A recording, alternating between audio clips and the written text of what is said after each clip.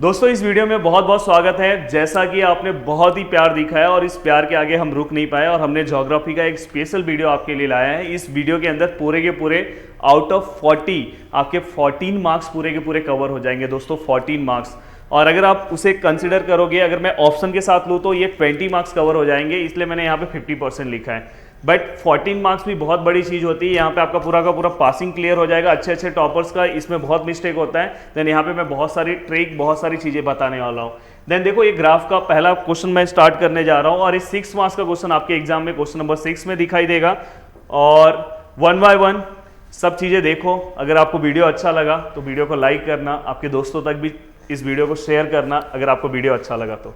दोस्तों अगर आप ध्यान से देखोगे तो यहाँ पे लिखा हुआ है प्रिपेयर, अगर यहाँ पे देखोगे तो prepare a simple bar graph. ये देखो बार ग्राफ। तो आज हम बोर्ड एग्जाम में आपके सिंपल बार ग्राफ आ सकता है, तो सिंपल बार ग्राफ हम सबसे पहले सीखने जा रहे हैं।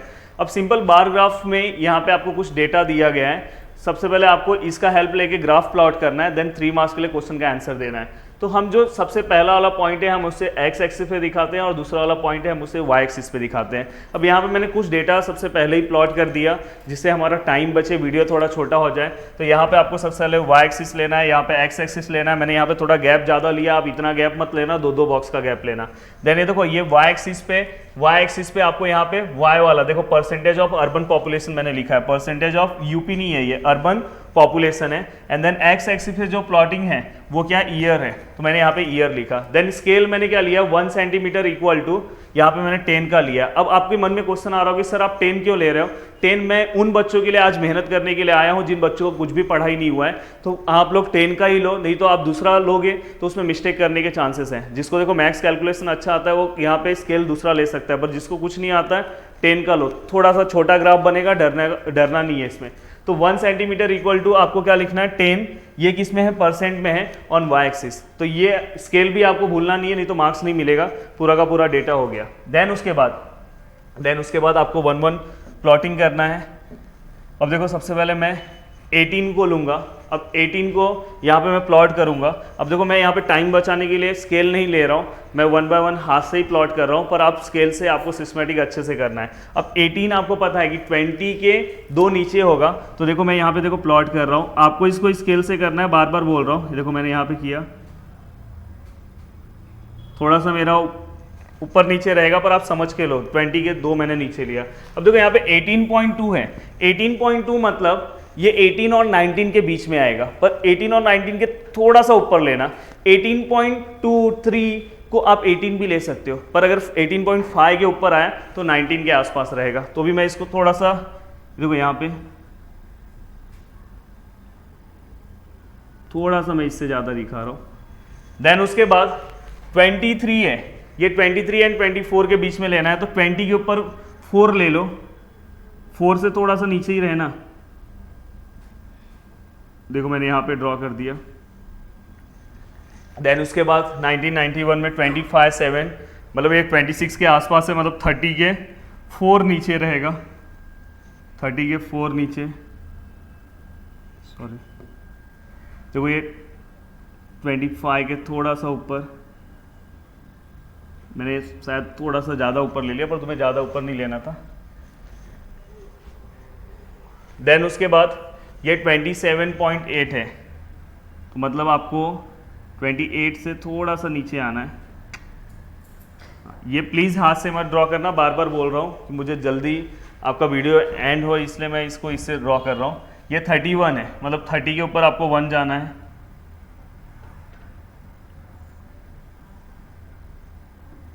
यहाँ पे मैंने पूरा का पूरा ग्राफ ड्रॉ कर लिया। और इतना अगर आपने पूरा का पूरा डेटा सिस्टमेटिक अगर अच्छे से ड्रॉ किया तो आपको मिलेंगे पूरे मार्क्स। देन दोस्तों इस पंच सीरीज में आपको 3 मार्क्स तो मिल गया है, एंड देन रिमेनिंग 3 मार्क्स कहाँ से मिलेगा, तो यहाँ से मिलेगा। अब देखो यहाँ पे क्वेश्चंस के आंसर देना है और आंसर पूरे स्टेटमेंट में देना है। तो यहाँ पे लिखा है कि what is the interval of the data, the interval of data क्या आएगा। तो इंटरवल ऑफ डेटा अगर दोनों के बीच में गैप देखोगे, 61 और 71 के बीच में गैप कितना आएगा, 10 ईयर्स का। या तो 10 ईयर्स लो या तो 1 डिकेड भी लिख सकते हो।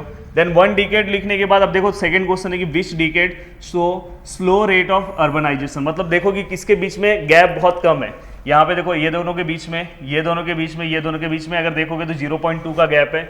यहाँ पे अगर गैप देखोगे तो यहाँ अराउंड 5 के आसपास गैप आ रहा है, यहाँ पे कुछ 2 के आसपास गैप आ रहा है, यहाँ पे भी 2 के आसपास और यहाँ पे 4 के आसपास। तो अगर आप देखोगे तो गैप यहाँ पे सबसे कम है, तो इसलिए इसका आंसर क्या आएगा 1961 टू 1971, क्योंकि अपने को डेकेड पूछा है। Which decade show the higher rate of urbanisation, तो ये दोनों के बीच में सबसे ज्यादा गैप है, इसलिए यहाँ 1971 टू 1981। तो दोस्तों यहाँ पे आपका फर्स्ट क्वेश्चन पूरी तरह से कंप्लीट हो गया। देन आते हैं हम सेकंड क्वेश्चन की ओर। अगर हम सेकंड क्वेश्चन को अगर हम ध्यान से देखेंगे तो सेकंड क्वेश्चन हमारा है multiple line graph. Multiple line graph, अगर यहाँ पे सिंगल लाइन ग्राफ भी आ सकता है नॉर्मल सा, जिससे एक ही लाइन होगा, इसमें 2 लाइन ड्रॉ करना है, तो डरना नहीं है आपको। देखो मैंने फिर से वही किया, एक्स एक्सिस ड्रॉ कर लिया, वाई कर लिया है। यहाँ पे जो नंबर्स हैं वो देखोगे तो मिनिमम नंबर्स यहाँ पे 8 दिखाई दे रहे हैं, मैक्सिमम नंबर 15, तो मैंने 10 से प्लॉटिंग कर दिया। ये सब एक्स, ये सब वाई एक्सिस के पॉइंट्स है, तो वाई एक्सिस पे इंडिया एंड ब्राजील लिखा है, तो आपको यहाँ पे समझना है कि ये क्या दिया, contribution of trade in GDP in percent, मतलब ये क्या परसेंट ऑफ जीडीपी दिया गया है इंडिया और ब्राजील का। देन इसके बाद आपको कुछ क्वेश्चंस के आंसर हैं, देन 1 बाय 1 सॉल्व करेंगे। बट अब आपको एक चीज बहुत ही अच्छे से ध्यान में रखनी है, जब भी आप लाइन ग्राफ ड्रॉ करते हो तो आपको ये लाइन को ध्यान में रखना है। जैसे हम बार ग्राफ में बीच में लिखते थे, अब बीच में नहीं लिखना है, अब लाइन के ऊपर लिखना है। जैसे मैंने यहाँ पे देखो 1970 लिखा, तो मैं ये लाइन कंसिडर करूंगा, तो मैं यहाँ पे क्या लिखूंगा 1970, मैंने लाइन के ऊपर लिया। देन दूसरा वाला 1980, फिर से लाइन के ऊपर लोगे 1980, फिर आई थिंक 1990, 2000, then 2010, then 2010 के बाद 2016। ये कैसा डेटा दिया है यहाँ पे, एक्चुअली यहाँ पे 2020 होना चाहिए, 16 दिया है तो हम वैसे ही प्लॉट करेंगे, बट यहाँ पे गैप का थोड़ा प्रॉब्लम हो जाएगा, चलेगा, कुछ नहीं है। एक बार हम अपने बुक में चेक कर ले रहे हैं डेटा, बुक में एक बार चेक करो वहाँ पे 16 ही है कि नहीं है। अब देखो यहाँ पे हमने पूरा का पूरा प्लॉटिंग कर दिया, अब आपको क्या करना है, यहाँ पे 1 बाय 1 सिस्टमैटिक आपको एक एक प्लॉट करना है। देखो यहाँ पे 8 है, पहले मैं इंडिया का सब प्लॉट कर दे रहा हूँ। इंडिया का 8 मतलब 10 के नीचे 2, तो यहाँ पे बस आपको सिंपल सा क्या करना है, यहाँ पे एक पॉइंट लेना है। मैंने यहाँ पे पॉइंट ले लिया। देन पॉइंट लेने का दूसरा इंडिया का कितना है, 15 है। 15 है मतलब यहाँ पे 1980 पे, मतलब 15 मतलब ये, यहाँ पे भी मैंने पॉइंट ले लिया। देन उसके बाद 18 है, 18 मतलब 20 के नीचे। देन यहाँ पे मैंने इसको भी प्लॉट कर दिया, थोड़ा सा मेरा ऊपर नीचे होगा क्योंकि यहाँ मुझे प्रॉपर पॉइंट नहीं मिल रहे। देन उसके बाद यहाँ पे क्या आएगा, 28 है। देन यहाँ पे 28 मतलब 30 के नीचे। देन यहाँ पे 50 है दोस्तों, 50, यहाँ पे जाओगे तो डायरेक्ट यहाँ पे आपको 50 पे मिल रहा है। एंड देन इसके बाद 16 पे अगर आप ध्यान से देखोगे तो 16 में अगर आप ध्यान से अगर देखोगे तो 16 में कितना है, 40 है। ओके, ये आपने लाइन ग्राफ से ड्रॉ कर लिया। अब आपको क्या करना है पता है दोस्तों, लाइन ड्रॉ करना है, पर लाइन आपको स्केल के थ्रू ड्रॉ करना है। बट अभी मैं यहाँ पे डायरेक्ट कर दे रहा हूँ, पर आपको ये स्केल से ऐसे ऐसे लाइन क्या करना है, इसको ड्रॉ करना है। देखो लाइन ड्रॉ किया, ये लाइन ड्रॉ किया, ये आपका यहाँ पे पूरा का पूरा किसका बन गया, इंडिया का बना है। ये किसका बना है, इंडिया का। ठीक है, अब इंडिया का बनने के बाद आपको क्या करना है, दूसरा ब्राजील का चेक करना है, ब्राजील का बनाना है। तो उसके पहले हम चेक कर ले रहे हैं कि वहाँ पे 16 ही है, तो ये हो सकता है कि मिसमैच डेटा जैसा भी है, बट आपको उस तरह से क्या करना है, इसको प्लॉट करना है। जैसा उन्होंने दिया है तो हम वैसा ही प्लॉट करेंगे, बट कैसा है कि यहाँ पे गैप यहाँ का भी बराबर होना चाहिए। देन उसके बाद जो दूसरा प्लॉटिंग है 17, 20, 15, 24, 25, 26, तो देखो 17 कहाँ पे आएगा, तो यहाँ पे 17 मतलब इसके नीचे 3, यहाँ पे मैंने लिया। देन दूसरा है 20 मतलब यहाँ ऊपर। देन तीसरा है हमारा 15 मतलब यहाँ पे। देन इसके बाद है 24 मतलब 25 के जस्ट नीचे। एंड देन उसके बाद है 25, यहाँ पे 25, एंड देन 26 मतलब थोड़ा सा ऊपर। ठीक है, अब आपको देखो ज्वाइन करना है, इसको आपने ज्वाइन किया, इसको किया, इसको किया, इसको एंड इसको। ये फाइनली किसका है, ब्राज़ील का है। ठीक है, तो आपने यहाँ पे दोनों का दोनों ग्राफ सिस्टमैटिक पूरा का पूरा ड्रॉ कर दिया है। और यहाँ पे मिलते हैं आपको पूरे मार्क्स। बट यहाँ पे हमने स्केल नहीं लिखा है, तो यहाँ पे आपको स्केल लिखो, नहीं तो आपको यहाँ पे भी आपके मार्क्स जा सकते हैं। अब स्केल 1 सेंटीमीटर इक्वल टू कितना है, यहाँ पे देखो 10% ऑफ जीडीपी में है, तो यहाँ पे आप परसेंट ऑफ जीडीपी लिख सकते हो और यहाँ पे लिखना है ऑन वाई एक्सिस। तो दोस्तों ये समझा सिस्टमैटिक, ये हमने पूरा का पूरा मल्टीपल लाइन ग्राफ यहाँ पे कंप्लीट कर लिया। देन इसके बाद अगर आप ध्यान से देखोगे तो यहाँ पे है graph reading and diagram reading. मतलब यहाँ पे आपको एक ग्राफ दिया होगा और उसके ऊपर आपके क्वेश्चन के आंसर देना है। ये या तो आप पहला वाला क्वेश्चन अटेम्प्ट करो 6 मार्क्स का, या तो पूरा का पूरा ये 6 मार्क्स का। तो मेरे हिसाब से ये 6 मार्क्स थोड़ा इजी पड़ता है। देखो पहले वाले क्वेश्चन में कितना टाइम गया, अब देखो ये कितना फटाफट कंप्लीट होगा। सबसे पहले आपको ये ग्राफ अच्छे से देख लेना है। अब यहाँ पे देखो पूछा है कि what was the percent of urbanisation in 1961। देखो 1961, ये देखो यहाँ पे अर्बनाइजेशन कितना 18 है। अब ये 18 किसके अंदर दिया है, परसेंट में दिया है, इसलिए यहाँ पे आंसर कितना आया 18%। समझ में आया। देन सेकेंड क्वेश्चन देखोगे, in which decade was the urbanisation is highest. Generally ये पीछे की तरह ग्राफ है, तो सबसे ज़्यादा हाईएस्ट किसके अंदर अर्बनाइजेशन कौन से डीके के अंदर था। तो आप देख रहे हो कि यहाँ पे गैप जिसके बीच में सबसे ज़्यादा होगा, माइनस करके देखना रहेगा, तो इसके बीच में गैप 5 का है, तो इसलिए देखो 1972 1981 है। देन इसके बाद पूछा कि in which decade was the growth of urbanisation is lowest. Lowest मतलब सबसे कम है, तो देखो यहाँ पे दोनों के बीच में बहुत कम है और लाइन इसलिए ऐसा है, तो इसलिए देखो 61 to 71 इसका आंसर है। देन इसके बाद what inference can you draw regarding the India's urbanisation after reading the graph. अब इस ग्राफ को अगर आप ध्यान से देखोगे तो आप यहाँ पे कौन से कंक्लूजन पे आ सकते हो। तो देखो दोस्तों, यहाँ पे अगर आप देखोगे बहुत स्लो था, देन यहाँ से पॉपुलेशन का रेट जो है इंडिया का इंक्रीज हो गया। देन यहाँ पे इसलिए लिखा गया है कि देखो यहाँ पे अगर आप ध्यान से देखोगे तो urbanisation increase after the decade 1971। तो ये आपको एक कंक्लूजन में पहुंचना है, जहाँ पे बहुत ही स्लो था, देन उसके बाद बहुत ही फास्ट चले गया। देन उसके बाद what was the percent of urbanisation in the year 1991। अब देखो 1991 में कितना है 25.7, देखो यहाँ पे लिखा है।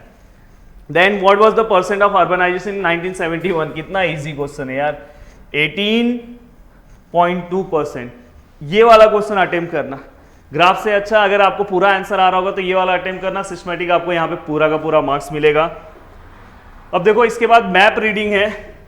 मैप रीडिंग में आपको देखो यहाँ पे 4 मार्क्स का क्वेश्चन है, कंपलसरी क्वेश्चन है। यहाँ पे आपको मैप दिया होगा जो आपके स्क्रीन पे दिख रहा होगा, कोशिश करेंगे कि पूरा सिस्टमैटिक दिखे। और यहाँ पे उसके कुछ क्वेश्चन है। सबसे पहला क्वेश्चन है, यहाँ पे पूछा गया कि what does the map show. Map क्या बताना चाह रहा है, तो वो हमेशा उसका आंसर यहाँ पे मिलता है, उसका आंसर हमेशा यहाँ पे मिलता है। तो यहाँ पे अगर आप देखोगे तो मैप क्या बता रहा है, तो importance railway route and airport, तो देखो यहाँ पे आंसर में लिखा है। Then name any 2 airports from the eastern coast. अब देखो एयरपोर्ट का नाम बताना है, तो सबसे पहले यहाँ पे आने का, ये देखो इसके इंडेक्स में आओ, एयरपोर्ट को सर्च कर, देखो एयरपोर्ट का सिंबल ऐसा है, और आपको ईस्टर्न में आना है। आपको पता है कि ये वेस्टर्न है और ये ईस्टर्न है, तो यहाँ पे ऐसा देखो, एक यहाँ पे दिख रहा है ऐसा सिंबल, और अगर ध्यान से देखोगे तो एक सिंबल यहाँ दिख रहा है। तो देखो चेन्नई एंड विशाखापट्टनम इसका आंसर है, देखो यहाँ पे लिखा हुआ है चेन्नई एंड विशाखापट्टनम। कितना ईजी है, बस आपको देखना है एंड आंसर लिखना है। देन उसके बाद in which state the railway route do not exist. ध्यान से देखो, रेलवे रूट मतलब ये वाला फिगर है, पहले आपको यहाँ पे आना पड़ेगा रेलवे रूट क्या है। अब देखो सब जगह तो मुझे दिख ही रहा है, सब स्टेट में, ऐसा कहाँ है, देखो यहाँ पे, ये देखो ये पूरा ब्लैंक हो चुका है, दिखाई दे रहा है कि नहीं, ये पूरा का पूरा ब्लैंक यहाँ पे हो गया है।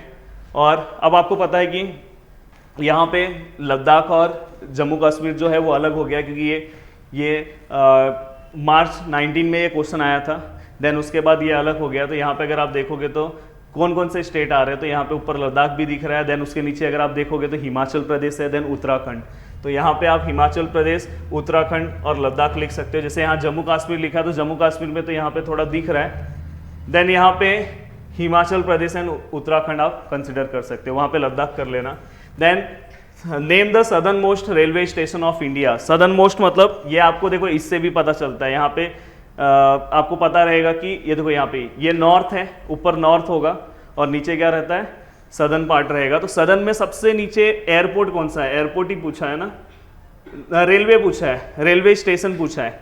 अब देखो रेलवे स्टेशन का सिंबल क्या है, इंपॉर्टेंट स्टेशन, ऐसा सर्कल वाला है। तो सबसे नीचे सर्कल देखो क्या दिख रहा है, कन्याकुमारी। आंसर चेक करते हैं, कन्याकुमारी, ये देखो आंसर कन्याकुमारी।